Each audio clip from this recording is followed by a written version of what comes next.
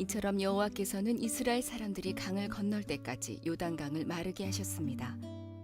그때 요단강 서쪽에 사는 아모리 사람의 모든 왕들과 또 지중해 가까이에 사는 가나안 왕들도 그 이야기를 듣게 됐습니다.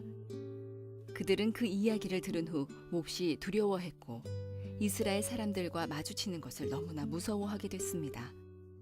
그때 여호와께서 여호수아에게 말씀하셨습니다. 부싯돌로 칼을 만들어서 이스라엘 사람들에게 다시 할례를 행하여라. 그래서 여호수아는 부싯돌로 칼을 만들어 기브앗 하알아롯에서 이스라엘 사람들에게 할례를 베풀었습니다. 여호수아가 남자들에게 할례를 베푼 이유는 이러합니다. 이스라엘 사람들이 이집트를 떠난 이후 군대에서 일할 만큼 나이가 든 남자들은 광야에서 모두 죽었습니다. 이집트에서 나온 남자들은 할례를 받았으나 광야에서 태어난 많은 아이들은 할례를 받지 않았습니다. 이스라엘 사람들은 광야에서 40년 동안을 옮겨 다녔고 그동안 이집트에서 나온 사람 가운데 싸울 수 있는 남자들은 다 죽었습니다. 그것은 그들이 여호와께 순종하지 않았기 때문입니다. 그래서 주께서는 그들이 가나안 땅을 볼 수 없을 것이라고 말씀하셨습니다. 그 땅은 여호와께서 그들의 조상들에게 주기로 약속하셨던 땅이었고 젖과 꿀이 흐르는 비옥한 땅이었습니다. 마침내 그들의 자손들이 그 땅을 차지하게 되었으나 광야에서 태어난 자손들 중에는 할례를 받은 사람이 하나도 없었기 때문에 여호수아는 그들에게 할례를 베풀었습니다. 할례를 받은 모든 이스라엘 사람들은 상처가 아물 때까지 그들의 진에 머물러 있었습니다. 그때 여호와께서 여호수아에게 말씀하셨습니다. 너희는 이집트에서 노예로 있으면서 부끄러움을 당했다. 그러나 오늘날 내가 그 부끄러움을 없애버리겠다. 그래서 여호수아는 그곳의 이름을 길갈이라고 불렀고 지금까지도 길갈이라는 이름으로 불리고 있습니다. 여리고 평야에 있는 길갈에서 진을 치고 있었던 이스라엘 백성들은 그달 14일 저녁에 그곳에서 유월절을 지켰습니다. 유월절 이튿날 백성들은 그 땅에서 자라난 식물 중 몇 가지를 먹었는데 그것은 누룩을 넣지 않고 만든 빵인 무교병과 볶은 곡식이었습니다. 이 음식을 먹은 그날부터 만나는 더 이상 내리지 않았습니다. 이스라엘 사람들은 그날 이후 만나를 먹을 수 없었기 때문에 가나안 땅에서 나는 것을 먹기 시작했습니다. 여호수아가 여리고 근처에 있었을 때 눈을 들어보니 어떤 사람이 자기 앞에 칼을 들고 서 있는 것이 보였습니다. 여호수아는 그에게 다가가 당신은 우리 편이요? 아니면 적의 편이요? 라고 물었습니다. 그 사람은 나는 누구의 편도 아니다. 나는 여호와의 군대 사령관으로 왔다고 대답했습니다. 그러자 여호수아는 땅에 엎드려 그에게 물었습니다. 주의 종인 저에게 하실 말씀이 무엇입니까? 여호와의 군대 사령관은 너의 신을 벗어라. 내가 서 있는 곳은 거룩한 곳이다 라고 말했습니다. 여호수아는 그의 말대로 했습니다. 할렐루야. 우리 하나님께 감사의 박수를 드리겠습니다. 몇 가지 교회 안내 말씀을 드리겠습니다. 주보 안에 오늘 간지가 3가지가 들어있는데 잠깐만 설명을 드리겠습니다. 하나는 지난주에도 설명을 드렸습니다만 드림메이커라 그래서 교사 모집 간지입니다. 오늘 아이들이 나와서 드림키즈 아이들이 나와서 특수한 이유가 교사 모집하려고 했는데 세례까지 이어져서 다 잊어버렸죠. 아이들이 왔다 갔는지. 교사들이 많이 필요합니다. 특별히 연말이 되어서 더 많은 교사들이 필요해서 여러분에게 도움을 청하고요. 뒷면을 보게 되면 필요한 교사 인원이 구체적 내용까지 나와 있습니다. 참고하셔서 많이 지원해 주시고요. 교사 신청할 때마다 제가 동일하게 설명을 드리는데 은사가 나는 없다라는 생각하는 분들이 계세요. 해보니까 은사가 지금 먼저 중요한 것은 아니고요. 마음이 있으면 하나님께서 은사도 주시고 또 실제로 교회학교를 가게 되면 아이들만 만나는 교사가 필요한 것이 아니고 교사를 도와주는 교사도 필요하고 또 여러 모양으로 섬겨야 될 교사들이 많이 필요합니다. 뒤에 내용을 보시고 많이 신청해 주시기를 바라고요. 오시면 저희가 잘 훈련을 함께 해서 섬길 수 있도록 도와드리도록 하겠습니다.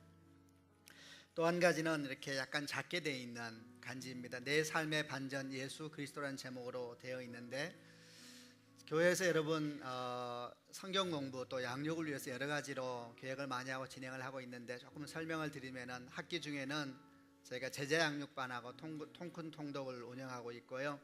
특별히 이제 수요일 날 오전에는 여성 성경 대학을 하고 있고 수요일 날 저녁 예배 때는 수요 성경 대학을 해서 진행을 하고 있습니다. 수요일 날 성경 대학은 주로 책별로 공부를 쭉 해나가는 과정이니까요. 10월 달은 제가 레위기에 대해서 공부를 했었습니다. 그리고 11월 달하고 12월 달, 12월 크리스마스 전까지 갈라디아서에 대해서 공부를 하려고 하는데, 갈라디아서가 로마서와 함께 복음에 대해서 굉장히 잘 정돈되어 있는 귀한 책입니다. 많이와 신청해 주시기를 바라고요. 우리 김성규 목사님이 준비하여서 말씀을 나누고 있는데 굉장히 좋습니다. 2층 드림홀에서 하니까 말씀을 좀 더 배우고 싶은 분들 많이 신청하셔서 참여해 주시기를 바랍니다. 또 하나 간지가 있는데 이렇게 가정 세미나 되어 있는 간지가 있습니다. 앞뒤가 학교가 2개입니다. 저희들이 고민하면서 항상 이런 마음이 있습니다. 성경 공부도 하고 제자양도 하는데 조금 더 저희가 부족한 부분이 가정사역하고 상담사역에 대한 고민이 계속 있습니다. 가정적으로 많은 어려움도 있고 도움이 필요한데 저희가 많이 못 도와드리고 해서, 또 저희 교회가 아직 그렇게 많은 분들을 전문적으로 모시기에는 조금 더 시간이 필요하여서 고민하고 있었는데, 마침 지난번 얼마 전에 이제 한국에서 주로 지금 정혜성 목사님 제가 소개해 드리는 것인데, 가정 세미나 강사가 정혜성 목사님인데 한국에서 아버지 학교 주 강사를 주로 했었고 미국에서 이제 신학도 공부하고 했던 가정사역, 상담사역 전문 사역자입니다. 계속 미국에 사역을 하고 있는데 방학 때마다 이제 한국을 들어오는데, 제가 만나서 부탁을 드려서 혹시 방학 때 계속 우리 교회 와서 협력사역 속으로 가정사역과 상담사역을 좀 도와줄 수 있겠느냐, 그래서 서로 좋게 여겨서 이제 그 일을 좀 시작을 하려고 합니다. 그래서 우선은 가정세미나가 12월 7일부터 24일까지 4주 동안 진행이 되는데, 이 가정세미나는 교회에서 진행이 됩니다. 2부 예배가 끝나고 난 다음에, 이 예배가 끝나고 난 다음에 12시부터 구층에서 진행이 되니까요. 기본적으로 가정 부부는 다 들으시면 좋겠어요. 가정 사역이 주로 2가지인데 부부와 관련된 거하고 자녀와 관련된 것인데, 우선은 저희가 부부 쪽에 초점을 맞춰서 하겠습니다. 조금 양해해 주시고요. 조금 더 저희가 정돈되면 자녀에 대한 것들도 주일날 준비하게 될 터인데, 우선 이번 가정 세미나는 부부를 위한 가정 세미나니까 부부별로 신청해 주시기를 바라고요. 회비가 있습니다. 25,000원인데 이게 아마 점심값을 준비하는 시간인 것 같습니다. 그리고 이거는 개인당 회비이기 때문에 부부가 신청할 때는 5만 원이 되니까 혹시 와서 왜 이렇게 올랐느냐, 이게 개인당이랍니다. 그리고 회비는 이렇게 이거 적어내실 때 받지 않고 그날 오시면은 12월 7일 날 구층에서 오면은 그 안내데스크에 접수를 하게 되니까 우선은 끝나고 난 다음에 다 제출하시고 가시고요. 저도 듣겠다 그랬더니 여호사 목사가 넌 설교 안 하냐, 보니까 겹쳐가지고 시간이, 저희 아내만 보내면 되겠죠. 저희 아내가 변하면 우리 가정이 행복하게 될 저희 아내가 여기서 예배 드리고 있습니다. 예, 농담입니다. 네. 그래서 신청하셔서 다 들으는 기회가 되시길 바라고, 이거는 4주 진행이 되고 뒤에는 부부 학교가 있습니다. 부부 학교는 1박 2일 동안 가평에 있는 비전 빌리지에 가서 진행이 되는데, 이백용 우리 장로님하고 송지혜 교수님인데 두 분 다 MBTI 특별히 개인의 기질 테스트에 아주 은사가 있고 부부가 이제 그 일을 헌신하고 있는 분인데 아주 좋습니다. 1박 2일로 와서, 그리고 환경도 좋은 곳이니까요. 함께 오셔서, 여기는 30가정만 지원을 받습니다. 회비가 있네요. 여기는 부부당 15만 원이고 금액이 좀 크기 때문에 계좌로 입금을 받는다고 합니다. 밑에 계좌번호가 적혀 있으니까 많이 신청해 주시길 바라고, 자녀는 따로 10,000원을 받고요. 교회에서 할 때는 자녀는 따로 받지 않고 저희가 아이디어 케어는 따로 해드리겠습니다. 많이 들으시길 바라고, 저희들 지금 준비하는 마음은 방학 때마다 이것을 계속 준비해 보려고 하는데, 걱정은 신청을 안 하면은 그 다음에는 해야 되나 말아야 되나 고민이 되니까 많이 신청해 주세요. 예. 그리고 또 광고 말씀을 드리겠습니다. 광고 공통란에 있는 내용입니다. 다음 주에 성찬식이 있습니다. 한 주 동안 마음도 몸도 조금 더 신경도 쓰고 관리하셔서 다음 주 오실 때는 조금 더 단정하게 만날 수 있기를 바랍니다. 또 밑에 하나 광고가 있는데, 안용욱 전도사님, 우리 찬양인도 한 번씩 하는 안용욱 전도사님이 계시는데 내일 목사 안수를 받습니다. 그래서 기억하시는 분들 다음 주 오시면 아마 우리가 축도를 받을 건데 축복해 주시고 축하해 주시고 그런 사랑의 마음을 나눠주시기를 바랍니다. 교회 처음 오신 분이 계시면 주님의 이름으로 환영합니다. 잘 오셨습니다. 저희 교회 좋은 교회입니다. 예배 끝나고 난 다음에 1층 컵숍 안에 오시면 유리방이 있습니다. 오시면 저희가 소개를 해드리고 잠깐 인사하는 시간을 가질 테니까요. 그냥 가지 마시고 잠깐 들려주시기를 바랍니다. 또 한 가지 축복할 것이 있는데 우리 아이가 첫 예배로 왔습니다. 라울이 쌍둥이인가요? 어디 있지요? 예, 앞으로 나오시겠어요? 예. 바깥에 있다 들어. 예, 올라오세요. 앞쪽으로 들어오세요. 여러분 박수로 한번 맞아주세요.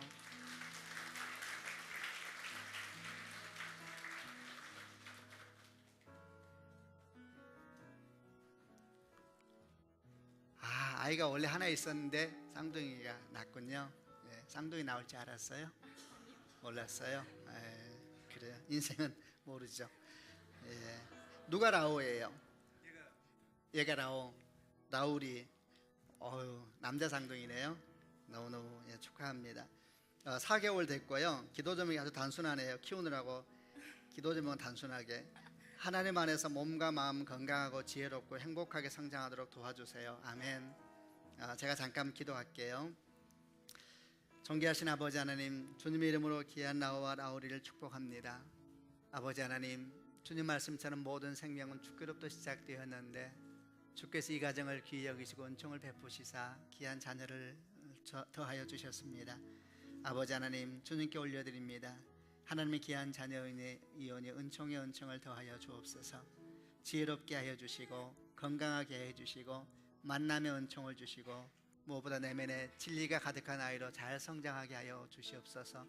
눈이 밝은 아이가 되게 하여 주시고 마음이 깨끗한 아이가 되게 하여 주시고 그의 삶이 지혜로워서 수많은 사람에게 영향을 미치는 아름다운 아이로 성장하게 하여 주시옵소서. 하나님께서 가정을 축복하여 주셔서 자녀를 넘치게 하셨사오니 복도 더하여 주시고 재정적으로도 환경적으로도 부유하게 도와주시옵소서. 예수 그리스도 이름으로 축복하며 기도합니다. 아멘. 우리 손을 뻗고 함께 축복하겠습니다. 너는 시냇가에 심은 나무라. 하나님의 사랑 안에 하나님의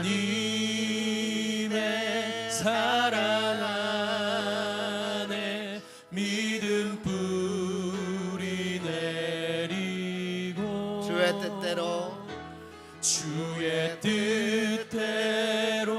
주의 뜻대로 항상 사세요.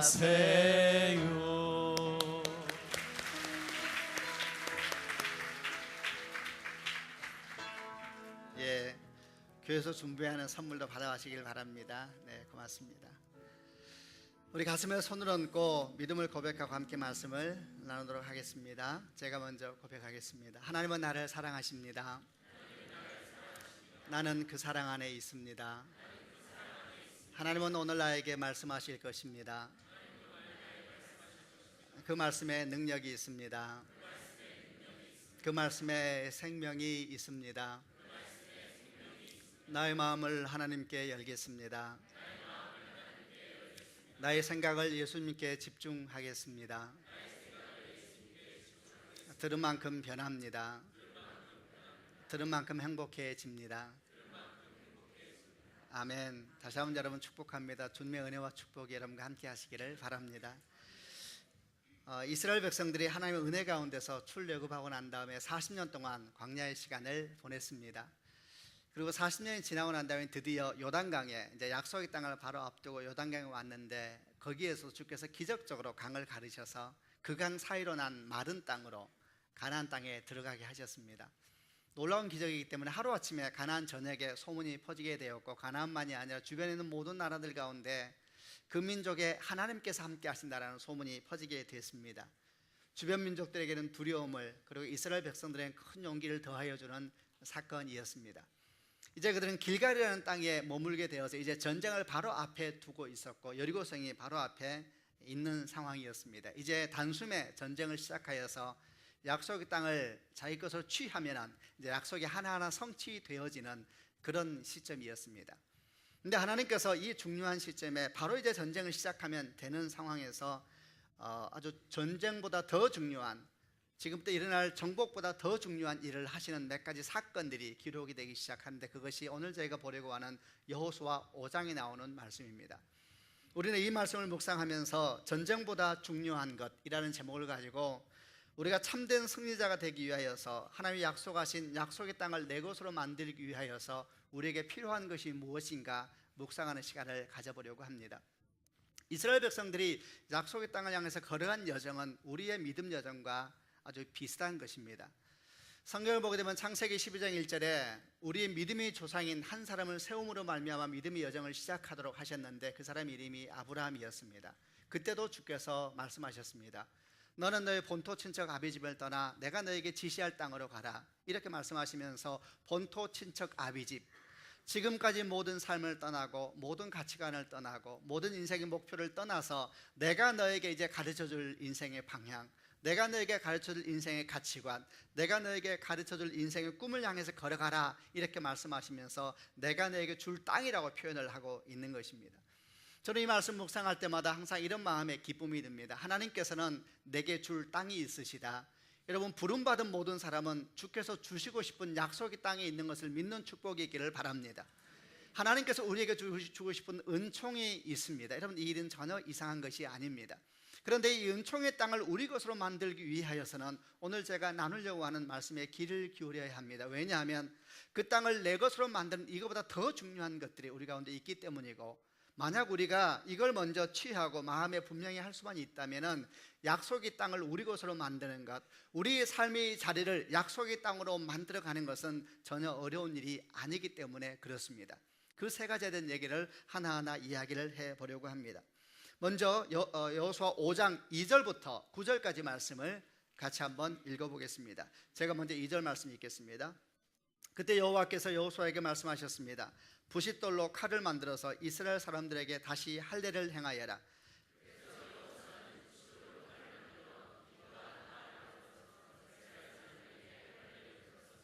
여호수아가 남자들에게 할례를 베푼 이유는 이러합니다. 이스라엘 사람들이 이집트를 떠난 이후 군대에서 일할 만큼 나이가 든 사람들은 광야에서 모두 죽었습니다.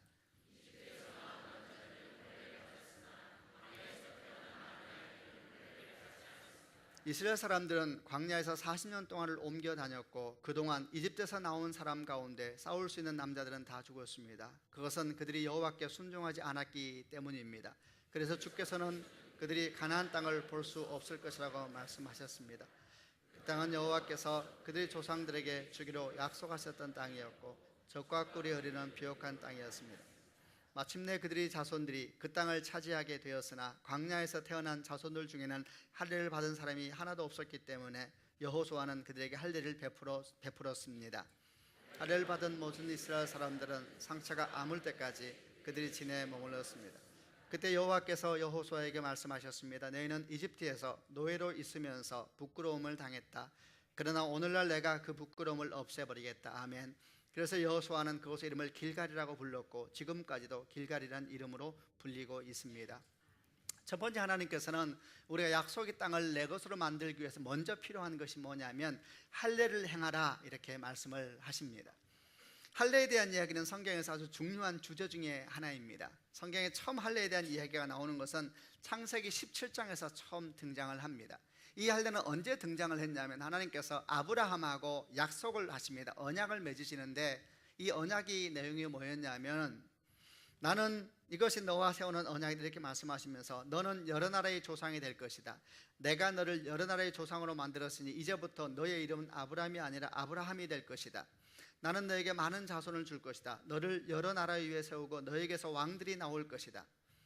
내가 너에게 언약을 세울 것인데 이 언약은 지금부터 내가 너와 네 모든 자손에게 세우는 언약이다. 나는 네 하나님이 되며 네 모든 자손이 하나님이 될 것이다.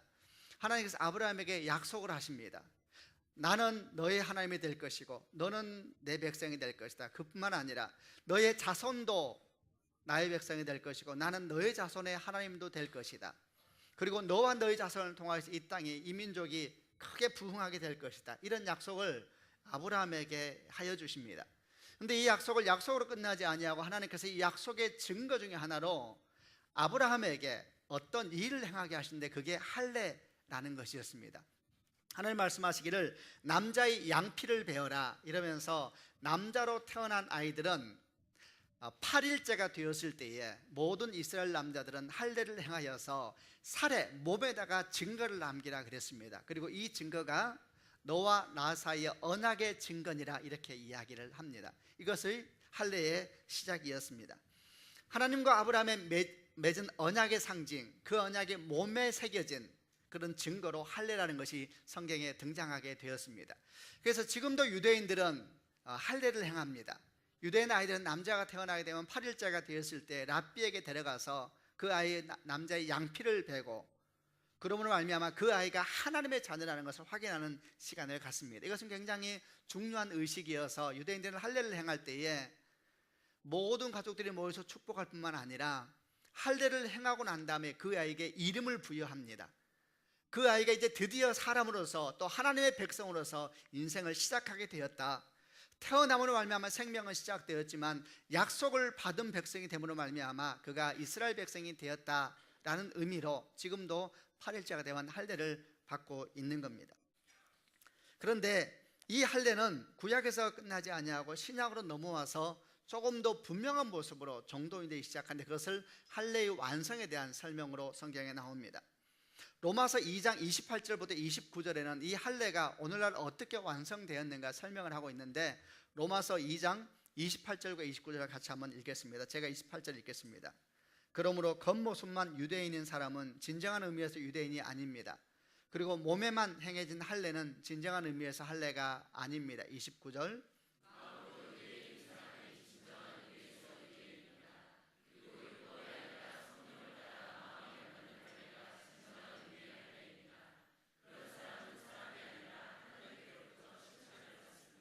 몸에만 행해진 할례는 진정한 의미에서 할례가 아닙니다.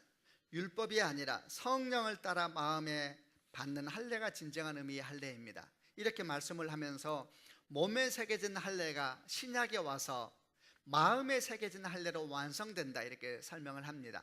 근데 마음에 새겨진 할례는 어떻게 마음에 새겨지는 것이냐, 성경은 말하기를 성령을 따라 마음의 할례를 받는 것이다 이렇게 이야기를 하고 있습니다. 예수를 우리가 믿을 때에 성령께서 우리 가운데 임하시는 사건, 그것을 구약의 할례의 신약적인 완성이라고 설명을 하고 있는 겁니다. 그런데 구약에서 할례를 받았던 목적이 뭐냐? 분명한 목적이 하나 있습니다. 그것은 이 할례를 받은 사람이 하나님의 백성이라는 것, 하나님의 사람이라는 것을 확인하기 위해서 그렇게 몸에 표시를 한 것이었는데 신약의 성령도 마찬가지입니다. 우리는 성령으로 말미암아 할례를 받는데 그 성령이 우리에게 가르쳐준 의미도 뭐냐 하면 우리가 하나님의 사람이라는 것, 우리 존재가 하나님에 속한 사람이라는 걸 확인해 주는 것이 성령으로 말미암아 할례를 받는 것입니다. 에베소서는 이렇게 성령으로 말미암아 받은 할례를 뭐라고 표현하고 있냐면 성령으로 인치심을 받았다 이렇게 표현합니다. 성령으로 도장이 찍혔다 이렇게 표현하고 성령으로 표시되었다 이렇게 설명을 하고 있는 겁니다. 그러니까 결국 이렇게 정리할 수가 있습니다. 하나님은 언약을 주장하며 약속을 주장하며 걸어가는 백성들에게 뭘 요구하시냐면 할례를 받아라 이렇게 요구하는 것입니다. 그것이 약속의 땅을 내 것으로 만들기 위해서 먼저 필요한 것입니다. 그럼 여러분, 우리도 질문해야 되는 것입니다. 여러분은 할례를 받으셨습니까? 여러분 마음 가운데 성령이 계십니까? 라는 질문과 같은 것입니다. 우리 안에 성령이 계시는가, 이것을 날마다 확인하는 것, 그로 말미암아 내가 하나님께 속한 사람이라는 것을 확인하는 것이 우리가 약속의 땅을 향하여서 그리고 이 세상 가운데서 하나님의 백성으로서 승리한 인생을 살기 위해서 너무나 중요한 첫 번째 주께서 요구하시는 것입니다. 왜냐하면 내가 하나님의 사람이라는 강한 인식, 내 신분이 하나님 앞에 있다는 것을 인식하는 것이야말로 이 세상에서 승리하기 위한 가장 중요한 전제 조건이기 때문에 그런 것입니다. 여러분 아멘 하시기를 바랍니다. 여러분 신분이 능력입니다. 성경의 주께서 계속해서 말씀하십니다. 우리가 하나님의 자녀라는 것이 능력의 시작입니다. 그것이 정체성이고 그것이 우리의 권세입니다. 거기에서 기도가 시작되고 거기에서부터 믿음이 시작되고 거기에서부터 우리의 존귀함도 시작되고 거기에서부터 우리 비전도 시작되는 것입니다. 고린도서 5장 17절에 그런즉 누구든지 그리스도 안에 있으면 새로운 피조물이라, 이전 것은 지나갔으니 보라 새 것이 되었도다. 예수 안에서 우리는 이전 것이 지나가고 새 것이 되었다, 새 신분, 새 사람이 되었다라고 분명히 말씀을 하고 있습니다. 오늘 제가 세례의식을 베풀었는데 세례의식은 원래 물에 잠겼다 올라오는 것이라 그랬습니다. 옛사람이 죽고 새 사람이 다시 태어난 것, 죽음과 부활에 대한 의미로 베푸는 것이 세례의식인데 이것도 똑같은 것입니다. 이제 우리는 과거의 우리가 아니라는 것입니다. 이제 우리는 그리스도인이라고 칭해지는 거듭난 사람이 되었다는 것입니다. 여러분, 이렇게 거듭난 사람에게 주께서 권세를 주십니다. 성경은 뭐라고 말합니까? 시편 2편 7절로 9절에 이런 말씀이 있습니다. 여호와께서 내게 이르시되 너는 내 아들이다. 오늘날 내가 너를 낳았도다. 내게 구하라. 내가 열방을 유업으로 주리니 네 소유가 땅끝까지 이르게 될 것이다. 아멘입니다. 여러분, 신분이 능력임을 기억하는 축복이 있기를 바랍니다. 여러분, 자녀됨에 대해서 말할 때에 예수 믿지 않는 사람들도 그런 얘기를 하면서 비유로 드는 그림 하나가 있습니다. 벌써 한 40년 50년 전 이야기입니다만 존 F 케네디 대통령에 대해서 우리가 잘 알고 있는 사진 중에 하나가 그의 집무실에서 어린아이가 그의 아들 케네디 주니어가 그 책상 밑에 장난치고 있는 사진을 저희가 기억하는 분들이 많습니다.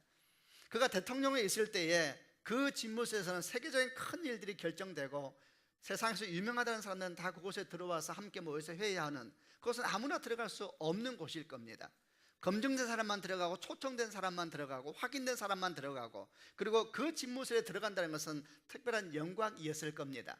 그러나 아무런 지위가 없어도, 아무런 이유가 없어도, 아무런 초대가 없어도 들어갈 수 있는 자격이 있는 사람들이 있습니다. 여러분, 그것이 자녀인 것입니다. 세상도 그러하다면 하나님 앞에서 우리 자녀됨의 권세가 얼마나 크다는 것을 반드시 기억해야 되는 것입니다. 여러분, 자녀됨을 기억하는 사람은 구하게 될 것입니다. 성경은 말하기를 아들이 빵을 달라 하는데 돌을 줄 사람이 어디 있겠느냐, 아들이 생선을 달라 하는데 뱀을 줄 사람이 어디 있겠느냐, 너희가 악하면서도 자식에게 좋은 것을 줄 줄 아는데 하물며 하늘에 계신 아버지가 구하는 자에게 아들을 구할 때에 그에게 좋은 것을 주지 않겠느냐. 성경은 분명히 말하고 있는 것입니다. 우리의 존재가 누군가가 이 세상에서 우리가 승리할 수 있는가, 그리스도인으로 바르게 살 수 있는가에 대해서 너무나 중요하다는 것을 가르치고 있는 본문입니다. 우리는 우리 존재를 기억할 때 포기할 수 없습니다. 왜냐하면 주님 말씀하셨습니다. 여자가 자기 젖먹는 아이를 잊겠느냐, 자기가 낳은 아이를 불쌍히 여기지 않겠느냐, 이렇게 그렇게 말씀하시면서 여자가, 어머니가 혹시 자기 아이를 잊는다 할지라도, 있을 수가 없는 이야기지요. 그렇다 할지라도 나는 너를 잊지 않는다. 보라, 내가 네 이름을 내 손바닥에 새겼다. 너는 내 자녀이다. 할렐루야. 우리 하나님께서는 전쟁, 가서 취하라는 이 전쟁을 앞두고 먼저 확인하는 것입니다. 너는 내 아이, 내 사람이다. 아멘. 우리가 그리스도인이라는 인식, 여러분, 그 인식이 세상에서 승리하는 사람으로 살게 하는 너무나 중요한 요소임을 기억하는 축복이 있으시기를 바랍니다. 두 번째, 주님께서는 만나에 대해서 설명을 해주시면서 또 이제 전쟁을 앞두고 필요한 두 번째 요소에 대한 설명을 시작을 합니다. 10절과 12절에 있는 말씀인데 같이 한번 읽어보겠습니다. 제가 먼저 10절 읽겠습니다. 여리고 광야에 있는 길갈에서 진을 치고 있었던 이스라엘 백성들은 그달 14일 저녁에 그곳에서 유월절을 지켰습니다.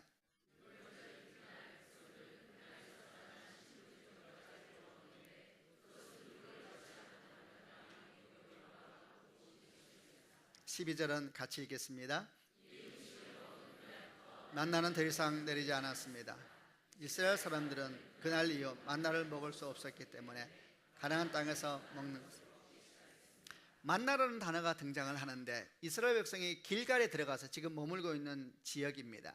거기에 들어가서 유월절을 지키게 되고 난 다음에 가나안 땅에서, 그 땅에서 나온 식물을 먹게 됐습니다. 그러자 그 땅의 식물을 먹자 하늘의 만나가 그쳤다라고 설명을 하고 있습니다. 만나는 무엇이냐면 광야의 식량입니다. 만나가 처음 성경에 등장하는 장면은 출애굽기 16장에 있는 장면인데, 그때는 어떤 상황이었냐면 이스라엘 백성이 애굽 땅을 나오고 난 다음에 광야에 들어갔습니다. 한 3달 정도를 걸어서 시내산에 이르게 되었는데, 시내산에 가기 전에 한 달 정도 지나게 되었을 때에 그들은 식량이 다 떨어졌습니다. 한 달 동안 애굽에서 가지고 온 식량으로 먹었는데 그 식량이 다 떨어지니까 그들은 불평불만하기 시작하였습니다. 그들이 불평불만했을 때 하나님께서 그들에게 한 번도 본 적도 없고 들은 적도 없고 먹어본 적도 없는 이상한 식물을 하늘에서 내려주십니다. 그걸 만나라고 이름을 지었는데, 만나라는 뜻은 이게 무엇인가라는 뜻입니다. 그게 뭔지를 모르니까 이게 뭐지? 그게 그대로 이름이 돼서 만나라고 불리게 됐습니다. 근데 이 만나가 40년 동안 언제나 변치 않고 하나님께서 하늘을 열어서 이들에게 공급하여 주셔서 하늘의 만나가 광야 40년 동안에 그들의 식량이 되었습니다. 그러나 이 만나는 영원히 계속되지 않았습니다. 지금 말한 것처럼 가나안 땅에 들어가서 길갈이라는 땅에 이르러서 그곳의 식물을 먹게 되었을 때에 하늘의 만나는 그치게 되었고, 그리고 가나안 땅의 식물로 그들이 먹게 되는 상황까지 가게 되었는데, 바로 이 사실을 기억하라고 하는 것이 두 번째 전쟁을 앞두고 하나님께서 가르쳐 주시는 것입니다. 이것은 무슨 교훈입니까? 그것은 내가 너희를 먹이고 입힐 것이다 라는 주님의 말씀인 것입니다. 여러분, 주께서 우리를 먹이신다, 주께서 우리를 입히신다, 이 사실을 기억하지 못하면 결국 우리는 먹고 살기 위해서 살아가는 그 삶의 이상을 넘어가지 못할 것입니다. 하나님께서 우리를 약속의 백성으로 부르신 것은 우리가 먹고 사는 것을 넘어서 조금 더 고상하며 조금 더 아름다운 믿음의 사람으로 살기 위해서 우리를 부르신 것인 것을 기억하시기를 바랍니다. 우리 하나님께서 이스라엘 백성을 어떻게 인도하셨습니까? 아주 섬세하고 정확하십니다. 만나를 내리기 전에 그들은 한 달 동안 애굽에서 가지고 온 식량을 먹었습니다. 애굽에서 가져온 식량이 떨어졌을 때 40년 동안 만나를 주셨습니다. 그리고 다시 가나안 땅의 식물을 먹게 되었을 때는 이 만나도 끊어졌습니다. 이 모든 것이 의미하는 것은 주님께서는 상황과 여건에 맞게끔 정확하게 우리에게 먹을 것과 입을 것을 주신다는 이야기입니다. 어떤 사람들이 이렇게 오해합니다. 하늘의 만나만 하나님께서 부려주는 공급하시는 식량으로 오해합니다. 그렇지 않습니다. 하나님께서는 우리에게 우리가 손과 발을 벌려서 아무것도 할 수 없을 때에는 하늘을 열어서 만나를 주시지만, 우리가 손과 발로 움직일 수 있을 때는 손과 발을 통하여서 수고하게 하시고 그 수고의 열매로 말미암아 우리로 먹게 하시는 것도 주님의 은총인 것입니다. 하늘의 만나를 주시든지 땅의 식물을 주시든지 중요한 사실은 주께서 때를 따라 정확하게 우리에게 먹을 것을 주시는 분이라는 것입니다. 여러분, 이 믿음이 우리 가운데 견고히 서는 축복이 있으시기를 바랍니다. 하나님이 채우실 것이다, 하나님이 입으실 것이다, 하나님이 내 인생을 먹이실 것이다, 이런 믿음 우리를 채울 때야만이 우리는 당당하게 우리의 삶을 걸어갈 수가 있는 것입니다. 누가복음 12장에 주께서 말씀하십니다. 염려하고 근심하고 있는 제자들 향하여서 말씀하십니다. 목숨을 위하여 무엇을 먹을까, 몸을 위하여 무엇을 입을까 염려하지 말라. 까마귀를 생각하여 보아라. 까마귀는 씨를 뿌리지도 않고 거두어 들이지도 않는다. 그들에게는 곡간이나 창고도 없다. 그러나 하나님께서 먹이신다. 그러나 너희는 새들보다 훨씬 더 귀하지 않느냐? 너희 중에 누가 염려해서 생명을 조금이라도 늘릴 수 있느냐? 너희가 아주 작은 것도 못하면서 왜 다른 것을 염려하느냐? 백합꽃이 어떻게 자라는가 생각해 보라. 백합은 수고도 않고 길쌈도 하지 않는다. 그러나 내가 너희에게 말한다. 솔로몬이 온갖 영화를 누렸어도 이 꽃만큼 아름다운 옷을 입어보지는 못하였다. 하나님께서 오늘 들판에 있다가 내일 아궁이에 던져질 풀도 이렇게 입히시는데 하물며 너희일까 보냐, 이 믿음이 적은 자들아, 이렇게 말하고 있습니다. 우리가 그리스도인답게 살기 위해서 필요한 두 번째 믿음, 주께서 입히십니다. 주께서 먹이십니다. 저는 저 자신을 잠깐 생각해 보았습니다. 하나님께 저를 신학으로 부르시고 안 되면 저에게는 믿음이 생겼습니다. 하나님께서 먹이신다, 입히신다. 그러나 살다 보면은 이런저런 걱정도 많이 되고 염려가 되었던 적이 많이 있어서 그 일에 대해서 잠깐 아내하고 얘기를 나누면서 아주 옛날에 있었던 일을 하나 생각해 보았습니다. 벌써 한 15년 전에 있었던 일인데 저희 아내하고 저하고 간혹 다툴 때가 있었습니다. 돈 때문이었습니다. 저희 아내는 가계부를 못 쓰는 은사가 있습니다. 그런데 저는 이제 항상 어떤 마음이 있었냐면은 잘 정리해서 잘해야 된다, 이런 마음이 있어서 교회에서 사례를 받을 때마다 항상 저희 아내가 잘 정리해서 잘 검소하게 쓰고 절약하여서 항상 플러스가 되도록 하는 것이 아내의 나땅한 도리라고 생각을 하고 있는 못 모르는 남편이었습니다. 근데 항상 그럴 때마다 제 마음에 어떤 마음이 있었냐면 약간의 죄책감이 저한테 있었는데, 그것은 저보다 어려운 상황 가운데 있는 사람들, 선교사님들, 또 시골에 있는 목회자들에 대한 마음이 항상 있었습니다. 그들이 어떻게 살고 있는데 항상 이런 마음이 있어서 이제 아내에게 항상 그런 요구를 하는 겁니다. 당신 잘해야 된다. 근데 할 때마다 항상 마이너스가 되니까 제가 계속 말합니다. 여보, 선교사님들이 어떻게 살고 있는지 아는데 당신 생각해야 돼. 시골에 있는 목회자가 어떻게 살고 있는지 생각해야 돼. 그리고 얘도 들어주었습니다. 제 친구 한 명은 딸 넷입니다. 시골 목회하고 있는데 딸 넷인데 사례가 너무너무 작아요. 그래서 너무 힘드니까 이 친구가 선교 나가야 되겠다 생각이 드는 선교단체에서 안 받아줘요. 딸 넷이면 안 받아줍니다. 왜냐하면 선거지에 가서 딸 계속 챙기느라고 정신이 없으니까. 여러분 이상한 게 아니에요. 저는 이해가 돼요. 그런 얘기를 하면서 제가 저희 아내에게 계속 말했습니다. 여보, 선교사들이 어떻게 사는지 알아? 시골 목회자들이 어떻게 사는지 알아? 우리가 이렇게 많은 재정을 사르러 받는데 당신 잘해야 돼. 철이 없어 그때 몰랐습니다. 맞는 말이 다 옳은 것은 아니라는 것을. 계속 그렇게 제 말이 뭐 구구절절이 다 맞지 않습니까? 어느 날 그날도 아마 사례가 나오는 날이었던 것 같습니다. 잠을 자고 있는데 밤 2시경이 되었을 때 갑자기 바깥에서 한 여인의 흐느끼는 소리가 들려왔습니다. 일어나니까 새벽 2시였습니다. 아내가 없더라고요. 나가보니까 거실에서 우리 아내가 정말 두 발을 쭉 뻗고 안에 통장을 다 펼쳐놓고 울고 있었습니다. 밤늦게 여자가 울면 조심해야 합니다. 막 울고 있었습니다. 여보 왜 그래? 그러자 저희 아내가 말했습니다. 나는 살 자격이 없다고. 당신 말이 다 옳아. 선교사님들이 어떻게 사는데, 목회자들이 어떻게 사는데 나는 살 자격이 없는 여자라고. 뭔가가 잘못되던 생각이 크게 들었습니다.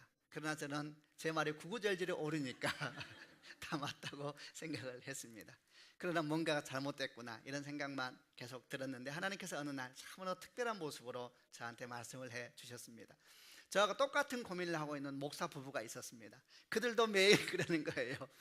근데 어느 날 이 목사 부부는 아내가 나이가 훨씬 많아서 집안에서 조금 더 힘이 세서 이 아내가 이제 남편에게 어느 날 정말 주의 음성처럼 말을 한 겁니다. 아무리 써도 이분이 가계부가 플러스가 안 되는 거예요. 그래서 이제 이 아내분이 남편에게 통보를 했대요. 여보 아무리 써도 가계부 안 되니 우리 그냥 있을 때 쓰고 그냥 삽시다. 그리고 그 다음 하는 말이 너무 멋진 말을 했어요. 없을 때 안 쓸 힘도 주시겠죠. 저는 그 얘기를 그냥 옆에서 들었는데 정확하게 저한테 주시는 주의 말씀으로 제가 받아들였습니다. 있을 때 쓰자. 없을 때 안 쓸 힘도 주시겠지. 저는 생각했습니다. 내 마음에 두려움이 있었던 것입니다. 저는 교회를 오래 다니니까 그 두려움을 아주 멋진 말로 포장하고 있었습니다. 선교사님 이야기하고 시골 목회자 이야기하고 있었지만 사실은 미래가 두려운 겁니다. 목사는 아무도 모르는 것이잖아요. 내가 당장 교회를 그만둘지도 모르는 상황이었고 어떻게 될지도 모르는 상황이었는데 이렇게 쓰는 것이 습관이 될까봐, 이렇게 사는 것이 습관이 될까봐, 그래서 내일 못 먹게 될까봐, 모레 못 먹게 될까봐 그 두려움이 내 안에 깊이 자리 잡고 있어서 그 두려움 때문에 지금부터 절하게 한다고. 그런데 그 이유를 선교사님을 대고 다른 목회자를 대면서 설명하고 있었던 겁니다. 두려움이 있었던 것이죠. 주께서 저에게 하신 것입니다. 없을 때 안 쓸 힘도 주시겠지. 제가 아내에게 말했습니다. 여보 있을 때 쓰자. 없을 때 안 쓸 힘도 주시겠지. 저희 아내의 눈빛이 말하는 것 같았습니다. 언제 있을 때가 있었냐고. 15년의 시간이 지났습니다. 여러분 하나님은 우리를 먹이시고 입히신 걸 기억하는 축복이 있기를 바랍니다. 주께서 먹이시는 것입니다. 때로는 하늘의 만나로, 때로는 땅의 식물로. 하늘의 만나도 주의 은총이요 땅의 식물도 주의 은총이요 때로는 애굽의 식물로도 먹이시는 것입니다. 얼마나 놀라운 분이십니까? 우리가 심지 않은 것을 우리가 거두게 하시고, 우리가 수고하지 않은 것을 우리가 거두게 하시기도 하시고, 우리가 수고한 것을 흘려보내게 하시기도 하면서 먹이시고 입히시는 하나님 아버지, 그분에 대한 믿음이 흔들리기 시작하면 우리 약속도 흔들릴 수밖에 없고 그리스도인 다움도 흔들릴 수밖에 없는 것을 기억하시기를 바랍니다.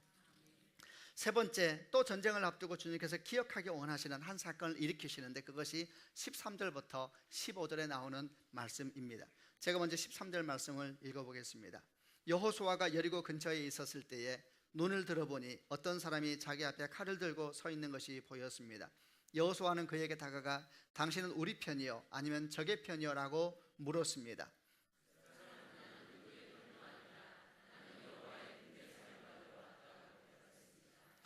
그러자 여호수아는 땅에 엎드려 그에게 물었습니다. 주의 종인 저에게 하신 말씀이 무엇입니까? 15절은 같이 읽겠습니다. 여호와의 군대 사령관은 너의 신을 벗어라. 네가 서 있는 곳은 거룩한 곳이다 라고 말했습니다. 여호수아는 그의 말대로 했습니다. 여리고 근처에 있을 때라 이렇게 말을 했는데 길갈이 여리고에서 가깝습니다. 그런데도 아마도 여호수아가 잠깐 나와서 조금 더 여리고 가까이 가서 여리고를 보려고 하는 상황이었던 것 같습니다. 그런데 갑자기 여호수아 앞에 한 사람이 나타났습니다. 그는 칼을 들고 서 있었습니다. 여호수아는 깜짝 놀라서 그 칼을 들고 서 있는 용사에게 묻습니다. 우리 편입니까? 적의 편입니까? 이렇게 묻습니다. 그때에 그 사람이 말합니다. 나는 누구의 편도 아니다. 나는 여호와의 군대 장관으로 여호와의 군대 사령관으로 왔느니라 이렇게 이야기를 합니다. 성경에서 여호와의 사람으로 왔다, 여호와의 천사로 왔다는 얘기는 하나님을 대신하여 왔다는 이야기입니다. 즉시 여호수아는 하나님처럼 그에게 예배를 합니다. 주의 종인 저에게 하실 말씀이 무엇입니까? 그러자 여호와의 군대 장관이 말합니다. 내 신을 벗어라, 네가 선 곳은 거룩한 곳이다 이렇게 이야기를 하면서 전쟁을 앞두고 필요한 세 번째 모습을 설명해 줍니다. 요한계시록 말씀을 보게 되면 하나님의 군대 사령관은 미가엘이라는 천사로 나타납니다. 하늘의 모든 군대를 지휘하는 사람, 하나님께서 하나님의 군대를 보내고 있는 상황이었습니다. 그런데 제 질문은 이런 것이었습니다. 여호수아가 그 하나님의 군대 장관을 딱 보았을 때 했던 질문이 뭐였습니까? 당신은 우리 편입니까? 적의 편입니까? 이렇게 물었었습니다. 이때 우리는 당연히 생각하기를 나는 항상 네 편이니라 이렇게 말을 해야 될 줄로 알고 있는데 여호와의 군대 장관이 독특한 이야기를 합니다. 나는 누구 편도 아니다 이렇게 말을 합니다. 사실은 깜짝 놀랄 만한 이야기입니다. 왜냐하면 우리가 평소에 기도하는 것이 이런 것이기 때문에 그렇습니다. 주여 내 편이 되어 주옵소서, 나를 도와주옵소서, 나와 함께 하시옵소서. 이게 우리 기도 제목인데 이 여호와의 군대 장관으로 와 있는 미가엘 천사는 말하기를 나는 네 편이 아니다, 저쪽 편도 아니다, 나는 여호와의 군대 장관으로 여기에 서 있느니라 이렇게 분명히 말을 하고 있는 것입니다. 이 대답, 이 말씀은 무슨 뜻일까? 이어지는 내용 속에서 확인을 할 수가 있습니다. 그러고 난 다음 여호수아가 내게 무엇을 말씀하시렵니까? 그러니까 그가 이렇게 말합니다. 네 발에 신을 벗어라, 네가 선 곳은 거룩한 곳이다. 출애굽 3장에서 하나님께서 모세를 떨기나무 가운데 부르셨을 때 하신 말씀이죠. 발에 신을 벗으라는 이야기는 종들이 하는 행위입니다. 발에 신을 벗으라는 얘기는 무엇을 의미하냐면 주권을 내려놓으라는 이야기입니다. 주인됨을 내려놓으라는 이야기입니다. 내가 너의 주인이다 라는 의미를 표현할 때 내 발에 신을 벗어라 라는 의미로 설명을 합니다. 지금 여호와의 군대 장관이 여호수아에게 네 발에 신을 벗으라는 의미는 무슨 말이냐면은 지금부터 시작되는 전쟁은 네 전쟁이 아니다라는 이야기입니다. 내 전쟁이다라는 이야기입니다. 지금부터 시작되는 이야기는 네 이야기가 아니고 내 얘기라는 것입니다. 할렐루야. 하나님께서 하시는 말씀입니다. 내 발에 신을 벗어라, 이것은 거룩한 곳이다. 여호수아는 자기 전쟁인 줄 알았습니다. 여호수아는 자기 일인 줄 알았습니다. 하나님께서 말씀하시기를 아니다, 신을 벗어라, 내 일이다, 내 전쟁이다, 그렇게 말씀을 하고 있는 것입니다. 이렇게 생각을 하게 되면 여호와의 군대 장관이 했던 말들이 이해가 되기 시작합니다. 우리는 사람들에게 하나님께 말합니다. 내 편입니까? 저 편입니까? 그러나 여러분, 하나님은 이 사람 편도 아니고 저 사람 편도 아니십니다. 오히려 하나님 우리에게 뭘 말씀하십니까? 문제는 뭐냐 하면 우리가 어디에 서 있느냐가 문제인 것입니다. 우리가 하나님 편에 서 있다면 항상 하나님은 우리를 위해서 일을 하실 것입니다. 아멘입니다. 일을 생각할 때에 아주 탁월하게 생각나는 이 예에 정확하게 맞는 한 사건이 생각이 났습니다. 미국에 있는 신학자들이 고통의 신학자라고 말하고 나는 한 사람이 있습니다. 원래 그의 직업은 신학자도 아니고 교수도 아니고 목사도 아닌데 그의 삶을 연구하면서 고통의 신학자라는 이름을 붙여놓은 한 사람이 있는데 그 사람이 아브라함 링컨 대통령입니다. 그가 얼마나 신실한 사람이었는지 훗날의 신학자들은 그에게 고통의 신학자라는 이름을 붙여놓았습니다. 그의 예화 중에 하나입니다.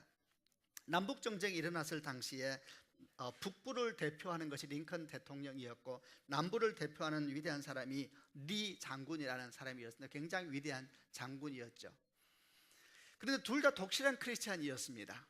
어느 날 아브라함 링컨 대통령이 열심히 기도를 하고 나왔을 때에 그 기도하는 모습을 보았던 참모가 옆에 와서 말했습니다. 각하, 하나님도 고민이 많으시겠습니다. 무슨 말입니까? 남부의 리 장군도 날마다 하나님 앞에 기도하지 않겠습니까? 저는 각하께서 새벽마다 하나님께 기도하는 모습을 보면서 항상 마음에 궁금하기도 하고 회의가 들기도 했습니다. 하나님은 한 분이시고 두 분 다 이렇게 열심히 기도하시니 과연 하나님은 누구 편을 드실까? 그 일을 생각할 때마다 마음에 궁금하기도 하고 믿음의 회의가 들기도 합니다. 이렇게 이야기를 했을 때에 아브라함 링컨이 아주 귀한 이야기를 합니다. 나는 지금까지 한 번도 기도할 때에 하나님께서 내 편이 되어달라고 기도한 적은 없습니다. 항상 내 관심은 내가 하나님 편에 서 있는가, 그것만이 나의 관심입니다. 내가 하나님 편에 서 있다면 항상 승리는 내 것이 될 것입니다. 여러분, 여호수아에게 하나님께서 주시고 싶은 말씀이 무엇입니까? 우리는 여호수아처럼 질문합니다. 내 편입니까? 저 사람 편입니까? 내 편이 되어 주십시오. 하나님 말씀하십니다. 나는 네 편도 아니고 저 사람 편도 아니다. 우리에게 말하는 것은 하나님께서 내 편이 되도록 요구하기 전에 우리가 하나님 편에 서 있어야 된다는 것입니다. 그럴 때에 모든 전쟁은 우리 앞에 승리 전쟁이 될 것이고 하나님께서 그 일을 통해서 놀라운 역사와 일들을 우리 가운데 행하여 주실 것입니다.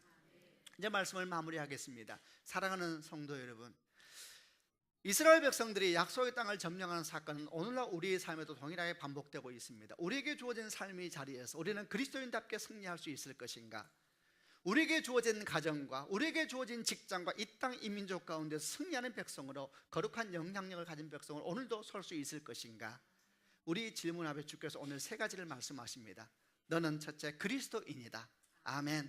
신분이 능력임을 잊지 말아야 되는 것입니다. 우리는 그리스도인입니다. 그리스도인답게 살아야 되는 것, 그것이 능력의 시작인 것입니다. 두 번째에 무엇을 먹을까, 무엇을 마실까, 무엇을 입을까 염려하지 마시기를 바랍니다. 주께서 때로는 하늘의 만나로, 때로는 땅의 식물로 여러분을 먹이실 것입니다. 우리의 초점은 하나님께서 나를 먹이시고 입히신다는 걸 믿고 두려워하지 말고 세상을 취하지 아니하고 주님을 향하여 걸어가는 인생이 되시기를 바랍니다. 세 번째, 하나님이 내 편인가 묻지 마십시오. 내가 오늘도 하나님 편에 서 있는가? 라고 묻는다면 우리 인생은 놀라운 기적을 경험하게 될 것이고 우리는 요동하지 않을 것입니다. 마침내 우리 삶의 자리에서 우리는 승리의 개가를 부를 수 있을 것이고 주님께 영광의 노래를 돌려드릴 수 있을 것입니다. 주의 은총과 축복 여러분 함께 하시기를 바랍니다. 기도하십시다. 함께 기도할 때에 한번 다 자리에서 일어났으면 좋겠습니다. 다 한번 일어나 보시기를 바랍니다. 일어나셔서 눈을 감고 제가 여러분에게 묻고 또 함께 기도하기를 원합니다. 사랑하는 성도 여러분, 여러분은 승리자가 되기를 원하십니까? 여러분의 삶에서, 여러분의 가정에서, 이 땅 이민족 가운데서 그리스도인답게 정말 하나님의 약속을 가진 사람답게 살기를 원하십니까? 그렇다면 오늘 말씀을 꼭 기억하시길 바랍니다. 신분이 능력입니다. 우리는 그리스도인입니다. 주께서 먹이시고 입히실 것입니다. 두려워하지 마십시다. 하나님 편에 서십시오. 그러면 승리가 우리 것이 될 것입니다. 주여, 내가 그런 인생이 되길 원합니다. 소망하는 분들마다 가슴에 한번 손을 얹으시기를 바랍니다. 그리고 특별히 이 말씀을 생각하면서 여러분 각자의 마음으로 주 앞에 기도하실 때에 하나님, 내가 주 앞에 다시 한번 나를 드리기를 원합니다. 주여, 내 무너진 이 영역 가운데 회복이 있게 하여 주옵소서. 내가 더 이상 세상이 아니라 하나님에 속한 사람 되게 하여 주시고 하나님 편에서 나아가는 믿음의 사람들 되게 하여 주옵소서. 같이 한번 통성으로 하나님께 기도하겠습니다. 살아계신 아버지 하나님, 우리가 다시 한번 우리를 주 앞에 내어드리고 전쟁보다 소중한 것, 우리 삶의 자리에서 오늘 우리가 약속의 삶이 되기 위하여서, 오늘 내가 승리하는 인생이 되기 위하여서, 오늘 내가 선한 영향력을 나누며 세상 가운데서 두려움과 염려 가운데 살아가지 않고 약속을 따라 살아가는 백성이 되기 위하여서 아버지 하나님, 우리가 주의 말씀 가운데 겸손하게 나아갑니다. 나는 그리스도인입니다. 나는 그리스도인입니다. 나는 그리스도인입니다. 하나님께서 먹이시고 입히십니다. 까마귀를 보라, 들의 가팡을 보라. 너희는 그들보다 귀하지 않느냐? 두려워하지 말고 놀라지 마라. 하늘의 만나로 땅의 식물로 먹이시고 입히시는 주님을 찬양합니다. 여호수아도 물었습니다. 우리 편입니까 적의 편입니까? 나는 너 편도 아니고 적의 편도 아니다. 나는 하나님의 군대장관을 여기에 섰느니라. 아버지 하나님, 하나님의 사람으로, 하나님의 편으로, 하나님의 자리에 하나님의 사람으로 서 있게 하여 주시고 하나님 그럴 때마다 두려움이 따라가게 하여 주시고 공포가 따라가게 하여 주시고 아무리 하는 용기가 생기게 하여 주시고 믿음이 생기게 하여 주옵소서. 하나님 역사하여 주시옵소서. 하나님 역사하여 주시옵소서. 같이 찬양하십시다. 세상의 유혹 시험이 내게 몰려올 때에 나의 힘으론 그것들 모두 이길 없네 거대한 폭풍 가운데 위축된 나의 영혼 어찌할 바를 몰라 헤매이고 있을 때 주의 찬양 주의 찬양 손을 들고 찬양 전쟁은 나에게 속한 것 아니니 주의 찬양 손을 들고 찬양 전쟁은 하나님께 속한 것이니